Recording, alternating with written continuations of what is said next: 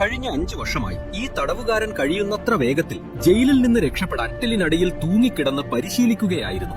പക്ഷേ എല്ലാ തവണയും കുറച്ചു കഴിഞ്ഞ് അയാൾ താഴെ വീഴുമായിരുന്നു. ഇന്ന് അയാൾ 230 സെക്കൻഡിൽ കട്ടിലിനടിയിൽ തൂങ്ങി നിന്നു. എന്നിട്ടും അയാൾക്ക് ഒരു സന്തോഷമുണ്ടായിരുന്നില്ല.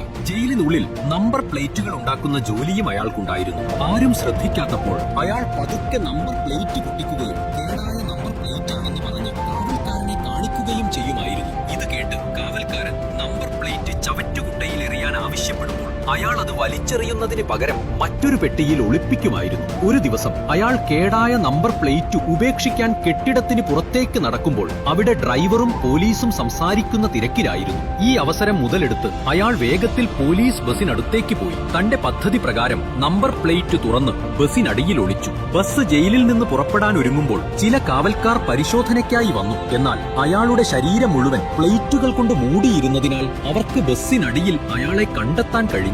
അങ്ങനെ ബസ് അയാളെയും കൊണ്ട് പുറത്തേക്ക് പോയി.